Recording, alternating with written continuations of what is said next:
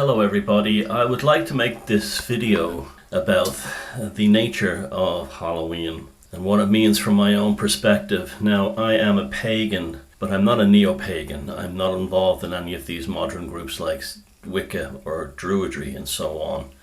And I'm also not a traditionalist pagan either.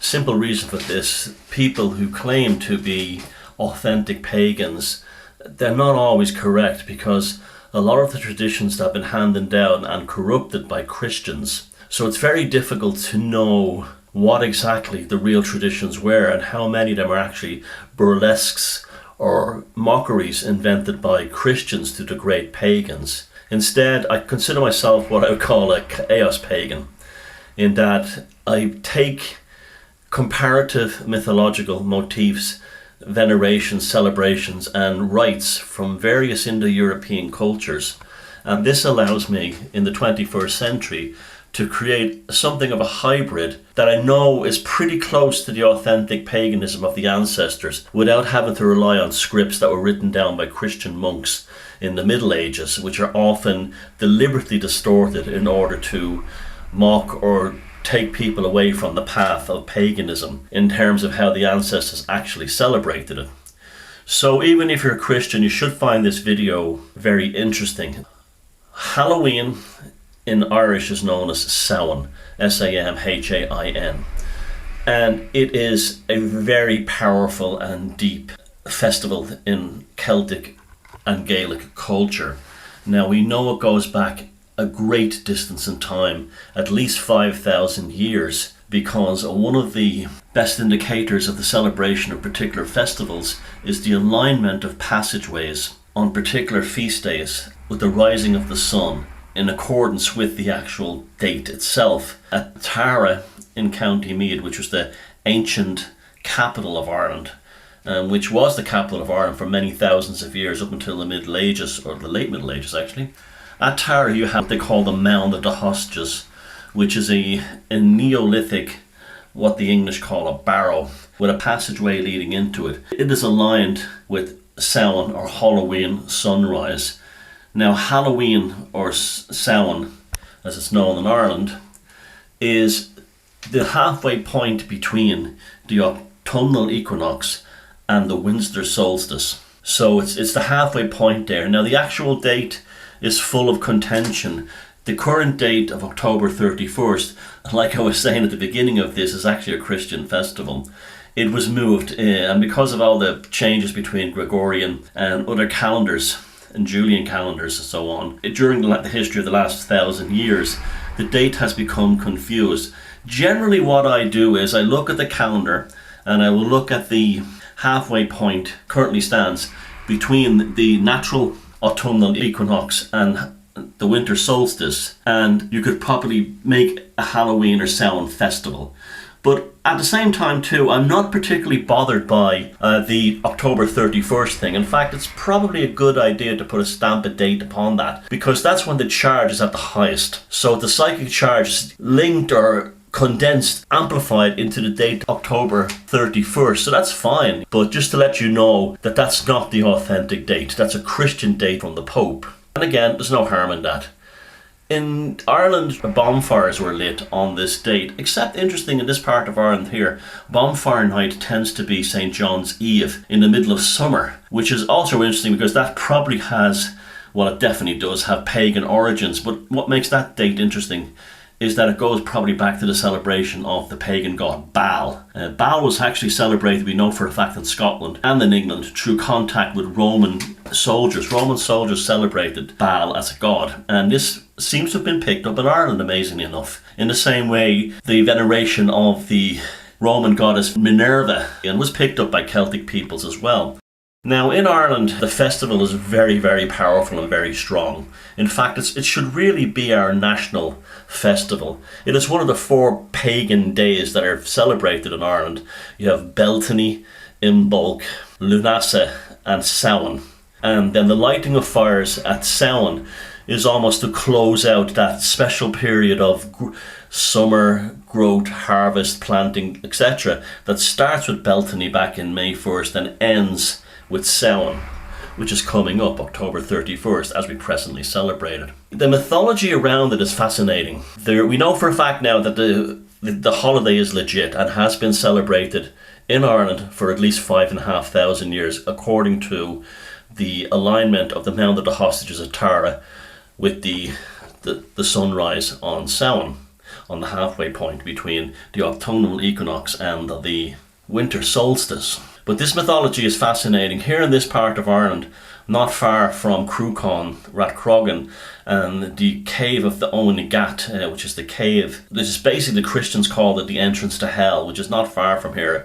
I'll show you some videos. This is me climbing down into it. You can tell that this has been a place of ancient veneration, even though it's basically a simple cave, although it did once have complex standing stones in front of it that fell over. At Samhain, it was believed that certain entities arrive from this cave, Owen-Gat, and one of them is the Morrigan, which is one of the aspects of the Morrigana, which is the Celtic death goddess, and she's associated with war, death, transmigration of souls to the other world, and prophecy.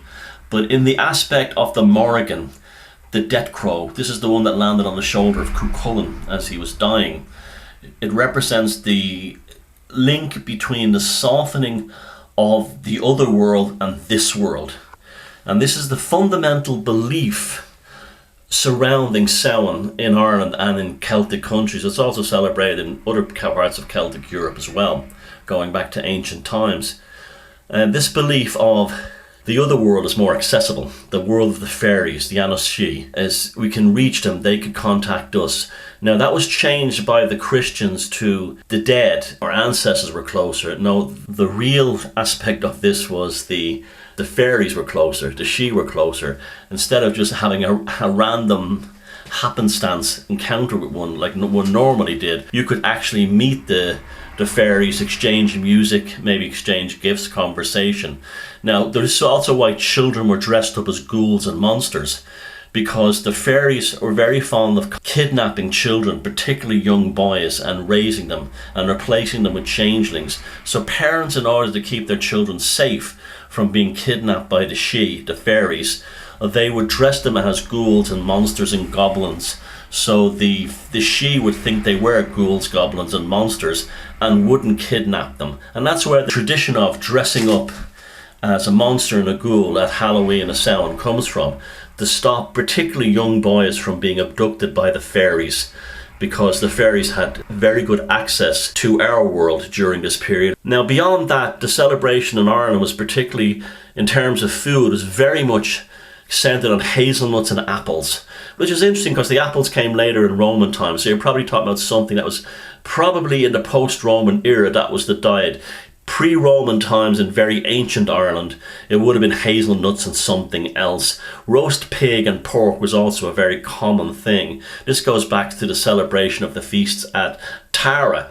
And one of these things was the story of this entity called Ael, or Ael, it's a hard one to pronounce in Old Irish, that would come to Tara every Samhain. An entity demon type thing, was a fire-breathing demon that came to Tara every Samhain and burnt down Tara. Now we know for a fact that St. Patrick and his Christians with their magical fire burnt down Tara as part of the conquest of Ireland on behalf of the Roman Empire. But Finn McCool, the famous hero of Irish mythology, deflects the fire with his shield one year and protects Tara forever. And that's almost like an allegory for this demon being the actual Christians wanting to burn Tara to the ground, and how every year we must be very faithful in celebrating our pagan rituals such as Samhain, Halloween, in order to keep our pagan festivals alive. In fact, one of the gifts that Finn McCool was said to have derived from the slaying of Ael was the gift of the knowledge of the ancestors. Very interesting when you think of that. The gift of the knowledge of the ancestors. And so it was almost like counter-Christian propaganda, as well as you have Christian propaganda within the early medieval writings, which shows us that there was a strong resistance to Christianity in Ireland that we've never really been told about. We've had to go to as far as like a propaganda war on both sides. So the dressing up and so on, you know the reason for that now. That was to stop your children being kidnapped by the fairies, by the good folk. The apples and the hazelnuts make sense as they would come into harvest around this time. Also, the jack-o'-lantern thing. In Ireland, that's traditionally a turnip, is carved out in the same way as the pumpkin, which didn't exist in Ireland at that time, in America is, and a candle was put inside, and that would have definitely been almost certainly ancestor worship. And it may have even been an oracle of some kind, perhaps in a more magically inclined. That's what paganism is. It's one of its central things is belief in magic. You cannot be a pagan and not believe in magic. This may have been a way to communicate in a kind of a pick-a-trick sense with an ancient ancestor through the head of the jack-o'-lantern. So when American fundamental Christians go crazy when they see it and claiming it's dark ancient sorcery, they're probably right, it probably is, but it's only dark sorcery, depending on what side you come from. So that's basically, in a nutshell, a very quick insight into Halloween and Samhain. I think everyone should enjoy this festival because it has comparable ones all over Europe. In fact, Samhain is celebrated in the Odenwald this time of year in southern Germany. So it never really went away down there, which is funny because it was one of the last places in Europe to be Christianized, but it was one that they sent Irish and Scottish monks in to Christianize, as if they almost knew that these Irish and Scottish monks were aware of the software to actually try and shut down Samhain and its celebrations. So enjoy Samhain, or Halloween, whatever you want to call it. Celebrate it in any way you want. It's completely up to you. Once you don't think you're the one that has the authentic method.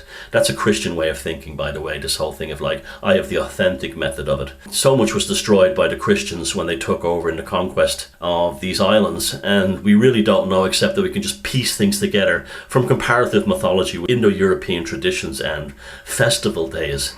So, Shona Samhain.